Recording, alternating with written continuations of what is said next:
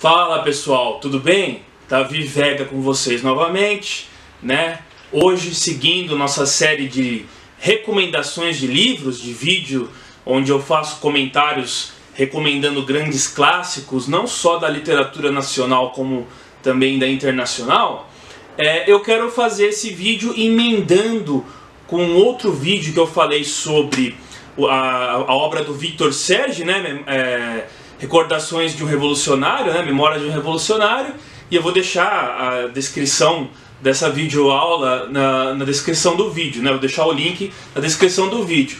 Mas eu gostaria de falar de um autor que eu acabei por introduzir naquela videoaula, que eu acho que ele é a figura expoente da esquerda nos Estados Unidos, um país que tradicionalmente não tem uma esquerda, vamos dizer assim, muito coesa com aqueles ideais mais coletivistas, por conta de ser um país voltado à questão do liberalismo, de um processo de formação totalmente diferente até da América Latina e de outros países países europeus também, né?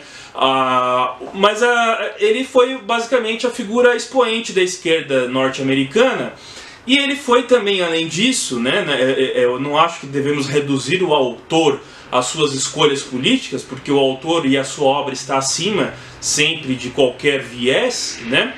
Ele foi um grande jornalista, e ele era daquela linha, daquela veia do jornalismo, que era uma veia do jornalismo investigativo, daquele jornalismo político, né, que muito faz falta nos dias de hoje, né? Grandes nomes tivemos também no Brasil que fizeram esse tipo de papel, né? E é basicamente aquilo que os correspondentes de guerra fazem, né? Eu estou me referindo ao John Reed. Vocês devem conhecer o John Reed principalmente pela sua obra mais famosa, Os 10 Dias que Abalaram o Mundo, que acabou por virar um filme chamado Reds, se eu não me engano, nos anos 80. Um filme muito bacana também, muito legal, onde ele conta os bastidores da Revolução Russa. Ele acaba assistindo, inclusive, um discurso do Lenin. É muito interessante tanto o livro quanto o filme. Mas eu quero falar de uma outra obra dele, pouco falada, né, que foi lançada pela editora Boitempo, uma editora que tem basicamente uma tradição de títulos de esquerda, né, mas não só também, né, e é o livro México Insurgente, né, Insurgent Mexico em inglês, né, onde ele narra aqui a história dele na participação, né, como um correspondente, né, que ele foi por vontade própria, né, ele escrevia num jornal local, mas ele acabou por se fazer e projetar a sua imagem justamente nessa revolução, onde ele conta sobre a revolução no México. Ele vai mais ou menos naquele período entre 1910 e 1916, quando após 1916 você tem o governo constitucional do presidente Carranza no México, né? E aí ele inclusive fala justamente dessa dissidência dos constitucionalistas, que tinha uma linha mais conciliatória, uma linha mais liberal, vamos dizer assim, se comparado com a linha mais radical dos revolucionários, principalmente a do Pancho Villa no norte e a do Emiliano Zapata no sul, né? Vou fazer um breve aparato da situação no México, por que essa situação de revolução aconteceu no México, né?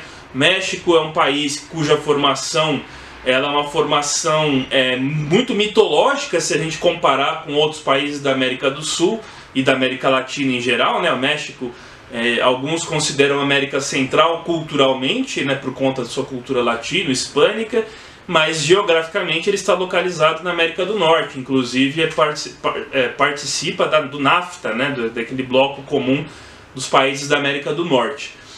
Bloco econômico, né? E o México tem um mito de fundação, né, entre o Cortés, a Malinche. Então é um país que ele foi forjado justamente já na guerra, justamente já no conflito, né? No conflito entre dois mundos, entre os guerreiros astecas de Tenochtitlan, né, que é a atual cidade do México, com os invasores, vamos dizer assim, espanhóis de Além-Mar, no exército de Cortés, que queimou as caravelas impedindo que os espanhóis voltassem para a Espanha, né? E forçando a guerra, a conquista. Tem o episódio de La Noche El Árbol de la Noche Triste, né? Onde eles sofreram uma grande baixa e choraram ao pé da árvore por seus irmãos mortos. Enfim, tem toda uma questão mitológica ao México que vai acompanhar a história do México até a sua guerra de independência no século XIX, né? Diferente do Brasil, que teve sua independência basicamente comprada, apesar de ter focos de resistência e de levantes, de insurgências no Brasil que não foram tão expressivos, o Brasil teve a sua independência comprada e ele foi um império, seguiu sendo um império português, né? Um império cuja família real tinha uma origem portuguesa e dos Habsburgos também. Diferente do México, que conseguiu proclamar a república. Mas foi uma república muito conturbada. Inclusive há o episódio napoleônico que influenciou diretamente no México uma espécie de restauração da monarquia, né? Sob um sujeito chamado Imperador Maximiliano. O Imperador Maximiliano, ele era um Habsburgo, né? E ele acaba por chegar ao poder no México. E é uma figura controversa. Ele é amado e odiado por alguns mexicanos. Porque ele fez grandes reformas, tinha um projeto audaz, era uma espécie de nacionalista, mas era um monarca de além-mar. Não era, e de origem de além-mar, não era um mexicano da terra, como por exemplo os crioulos, né, filhos de espanhóis, que eram os caudilhos que assumiram o poder com as repúblicas na América Latina. E ele teve um governo muito conturbado, né? E dizem que ele vendeu o México para o estrangeiro, mas alguns dizem que ele fez reformas importantes e uma grande infraestrutura que o país conseguiu ter. Bom, o fim desse imperador foi a sua execução. Ele foi executado, o imperador Maximiliano, e inclusive era uma preocupação que o nosso Dom Pedro II tinha, né? Porque ele tinha porque era um monarca, inclusive também de sangue Habsburgo, ele tinha medo de ser executado pelos republicanos, os emergentes republicanos, se a república porventura fosse proclamada. A gente sabe que isso não aconteceu, ele foi exilado a Paris, embora até os antepassados do nosso Fernando Henrique Cardoso propuseram executar a família real, né? É um processo que sempre acontece, é você executar a família real nas revoluções, que é para você não deixar nenhum descendente que possivelmente possa reivindicar o trono, né?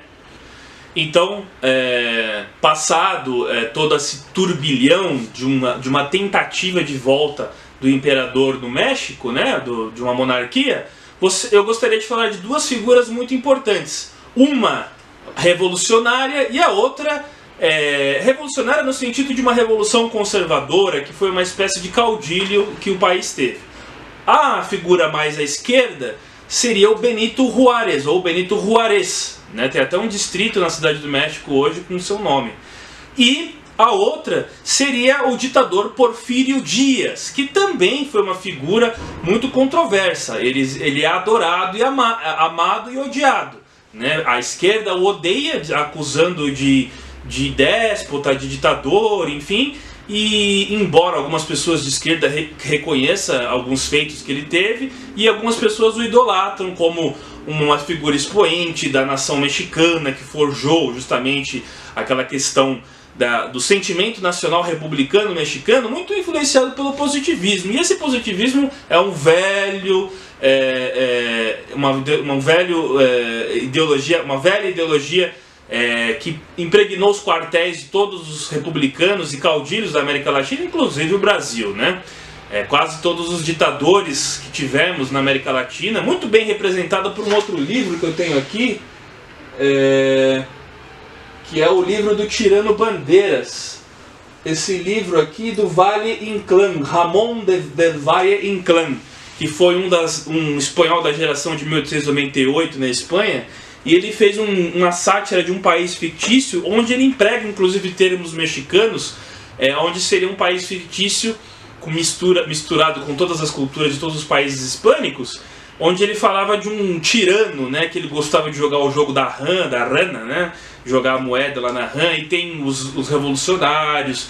Então ele descreve um país onde tem um líder de esquerda com revolucionários querendo derrubar esse tirano, e o tirano no poder sendo um déspota e tudo mais. Inclusive ele menciona coisas do positivismo e tudo mais também nesse livro. Muito interessante, é o Tirando Bandeiras, do Ramón del Valle Inclán, literatura espanhola.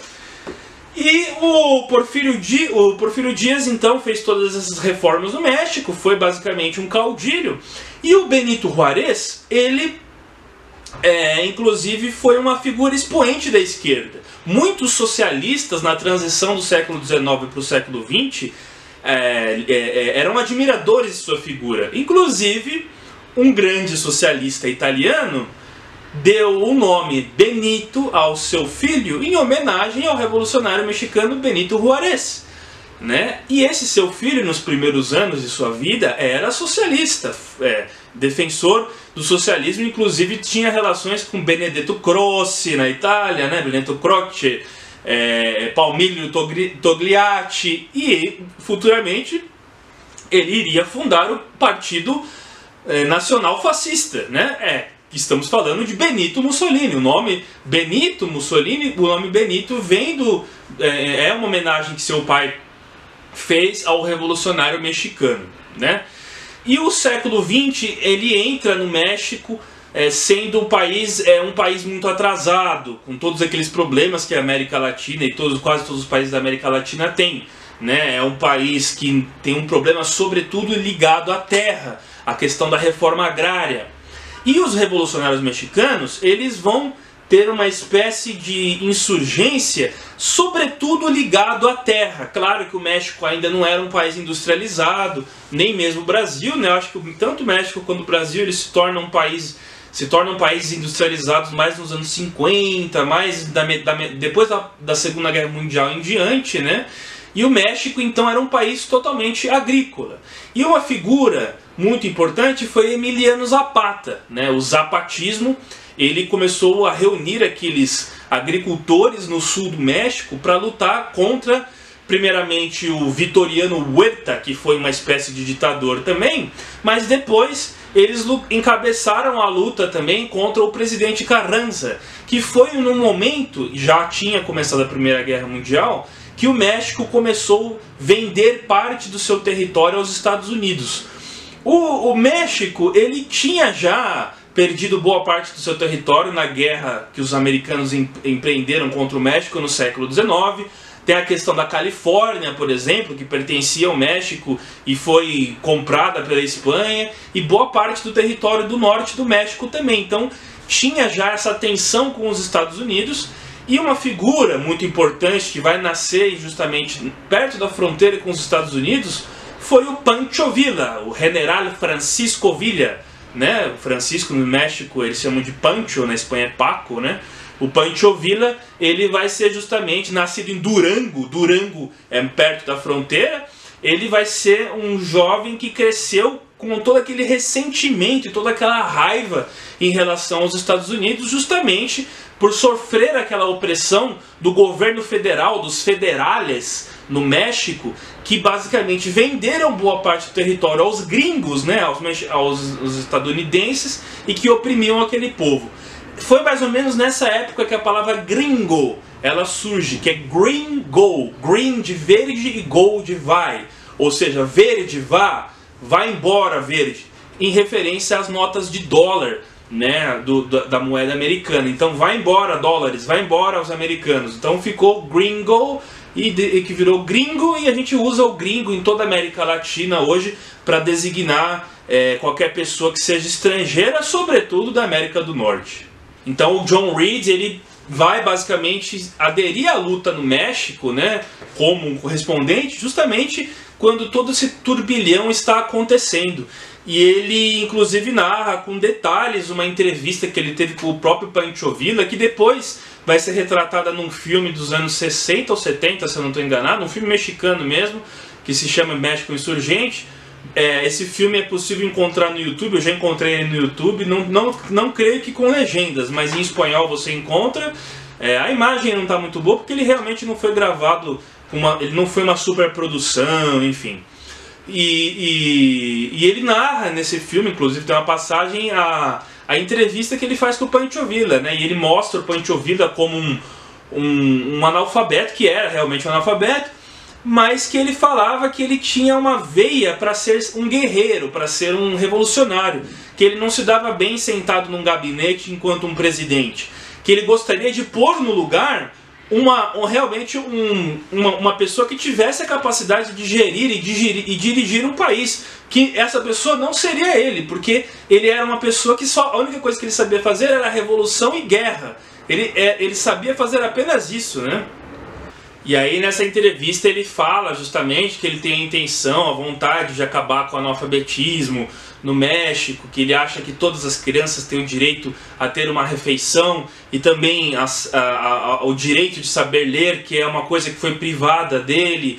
Enfim, coisas que são problemas da América Latina que carregamos até hoje, e não seria diferente também os problemas que eles tinham com os problemas que o Brasil sempre teve e continua tendo, a questão da subnutrição e também do alfabetismo, né, do analfabetismo no caso. E aí ele vai falar justamente de várias coisas curiosas. Ele narra um episódio de uma mexicana que fica dando mole para ele, que começa a flertar com ele numa festa, e os mexicanos estão todos reunidos ali em volta de uma fogueira, armados, com rifles e tudo, e eles ficam encarando ele como uma almofadinha, como um norte-americano, um gringo riquinho que tá lá e tal, e essa menina quer se deitar com ele, e ele até então não sabe que ela é casada, né?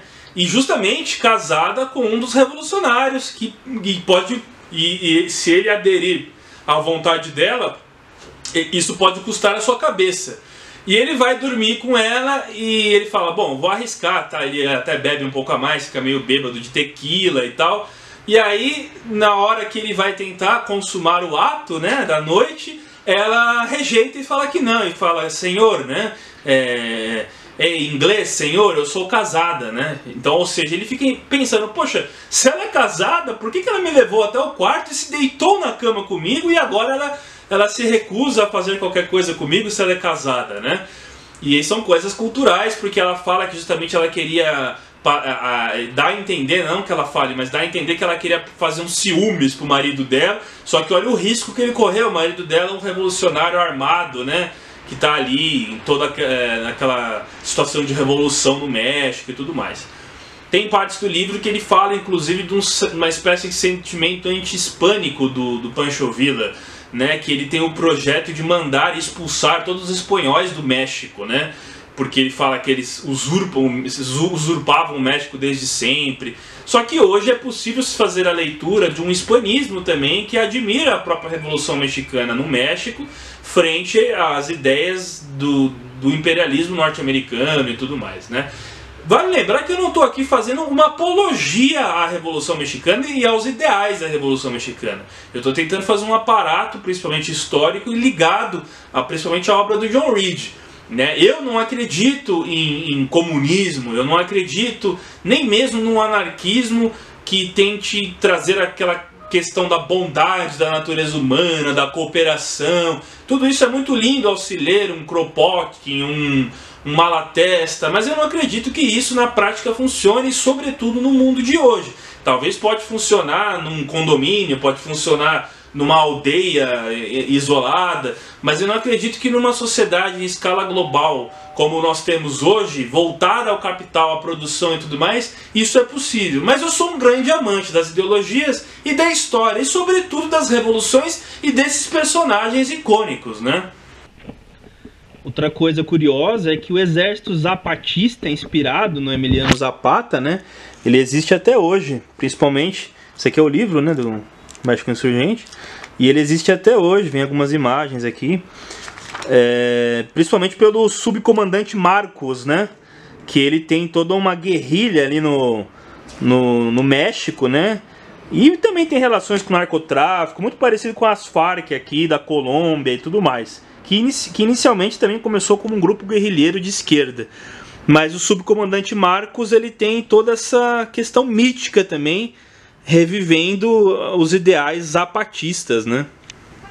Então o John Reed pega esse período e ele se faz notório, sobretudo na Revolução Mexicana, e conhecido.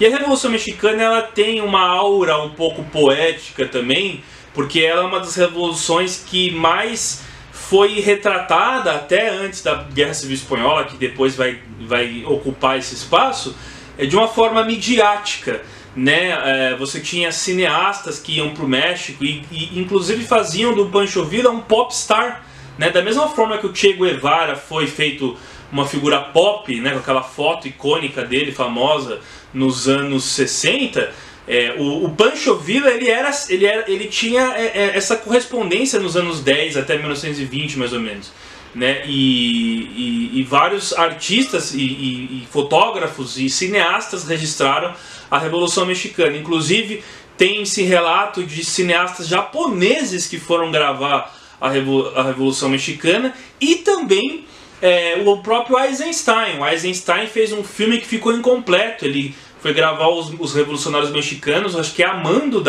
dos próprios revolucionários russos. Ele foi gravar a Revolução no México, mas o filme dele ficou incompleto, né? E depois, eu acho que inspirados nos filmes do Eisenstein, foi feito esse México Insurgente, essa versão dos anos 70 que é preta e branca também, né? Esse livro, México Insurgente, ele foi um livro o livro da cabeceira, basicamente, do Che Guevara. O Che Guevara falava que era o livro que ele gostaria de ter escrito, é o livro que ele mais leu, que ele mais se inspirou justamente na época da Revolução. E acredito que tantos outros revolucionários cubanos e todos os revolucionários da América Latina devem ter se inspirado nesse livro também, né? O Cienfuegos, Camilo Cienfuegos, o próprio Fidel, o irmão do Fidel, Raul Castro, que participou lá da Guerra de Sierra Maestra, lá em Cuba. Enfim, a figura do Che Guevara mítica, ela só vai ganhar essa projeção nos anos 50, 60. Porque antes do Che, a figura expoente de esquerda era um brasileiro, era o Luiz Carlos Prestes e a sua coluna Prestes, né, dos anos 20. Então o Luiz Carlos Prestes, ele era a figura mais icônica de esquerda da América Latina, que depois vai ser substituída pela figura do Che Guevara na Revolução Cubana, né? Enfim, essa questão da terra, ela foi muito bem registrada e respeitada na Constituição do México de 1917. E o curioso é que a Constituição mexicana de 1917, que vigorou até perto dos anos 90, ela foi uma das primeiras constituições que levou quesitos sociais. Constituições que tinham direitos sociais, né? Se fala muito de uma das primeiras, que foi a Constituição de Weimar, de 1919, na Alemanha, mas o México, a Constituição Mexicana de 1917, ela foi a primeira que se tem notícia de garantir os direitos sociais antes da de Weimar, por exemplo. Mas talvez pelo México ser um país mais periférico, ser um país da América Latina, não é tão estudada e tão projetada com essa importância que ela teve em face a de Weimar. Todo mundo conhece a de Weimar, mas a do México ninguém conhece. Só que essas reformas, essa questão da terra que foi descrita na Constituição Mexicana de 1917, ela foi totalmente revista e se perdeu esse caráter mais social, né, da Constituição por conta do neoliberalismo nos anos 90. Aí teve uma nova Constituição, se eu não me engano, uma reformulação da Constituição que teve um caráter mais neoliberal no México dos anos 90, né? Uma coisa curiosa também é que o Pancho Villa, ele foi, antes do ataque do 11 de setembro de 2001, às Torres Gêmeas pela Al-Qaeda, né, do Bin Laden aos Estados Unidos, não se tinha registro de nenhuma invasão do território americano e ataque aos Estados Unidos até então, mas o único ataque que ele tinha sofrido era o do Pancho Villa. Na cidade de Columbus, em 1916, ele invadiu que era território norte-americano. O Pancho Villa chegou a invadir os Estados Unidos, né? E um general americano, né, do exército americano, da cavalaria, muito notório, que se tornou uma lenda, foi o Black Jack Pershing, que tem vários filmes sobre ele e tudo mais. E ele tinha posto na cabeça que ele precisava pegar o Pancho Villa, e o Pancho Villa era uma espécie de bandido, uma espécie de fora da lei, que era difícil de pegar, que se escondia nas montanhas, né? E acabou sendo capturado e morto depois, né? Conseguiram pegar o Pancho Villa e executaram o Pancho Villa. Mas isso demorou muito tempo e ele fez grandes façanhas contra uma nação potente, né, um imperial do norte, né, imperialista e tudo mais. E essa ideia do bandido, né, do bandido, da ideia do revolucionário ficou muito até lendária e caricata aos latino-americanos, sobretudo por conta do Pancho Villa ter se tornado essa estrela pop, né, do bandido pop, do fora da lei pop, que a mídia o tornou e fez, né?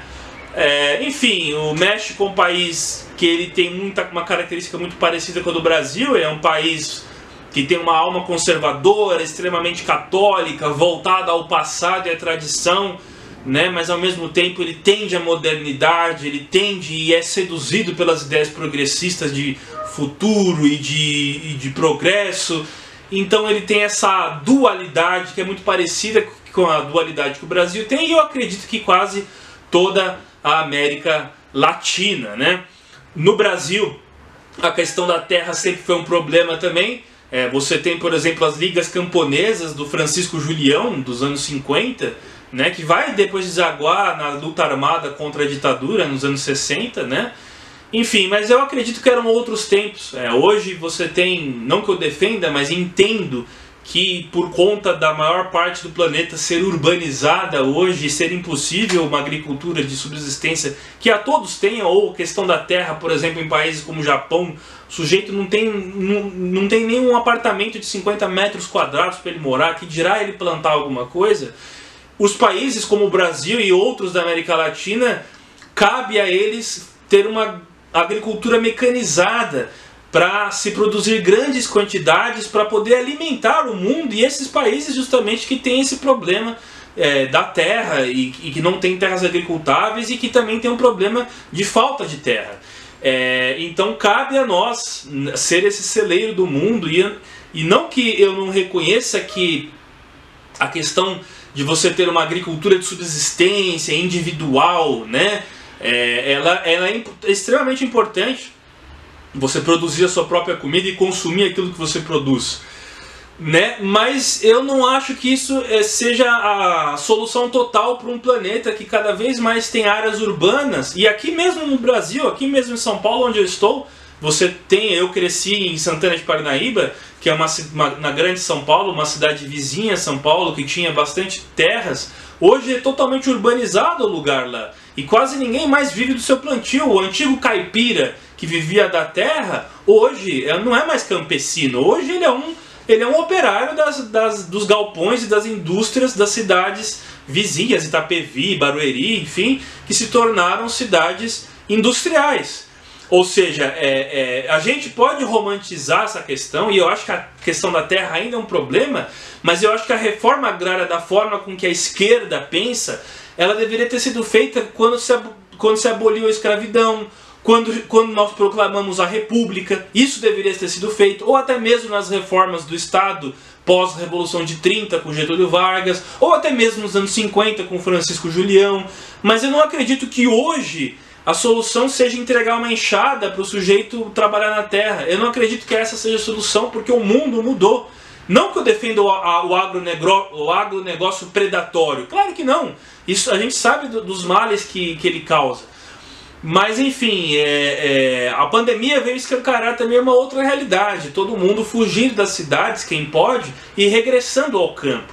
Esse movimento de regresso ao campo pode ser que mostre uma outra face, que seria basicamente aquilo que o Redfield falou do Continuum Folk Urbano, que são comunidades agrárias em volta de grandes centros urbanos, que eu espero que não se perca, né?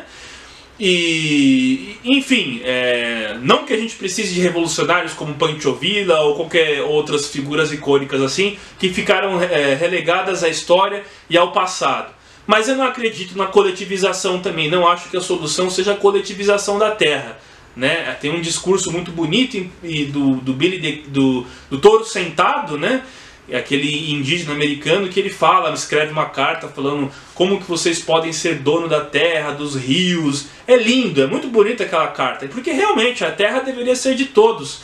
Mas como nós vamos resolver esse problema hoje, cada vez mais com a mentalidade individualista, e o livro México Insurgente do John Reed pode nos dar uma característica de um mundo que ele é um mundo que não existe mais, mas encanta e adora e alimenta toda a esperança dos grandes idealistas por um mundo, não sei se melhor, mas pelo menos um mundo diferente.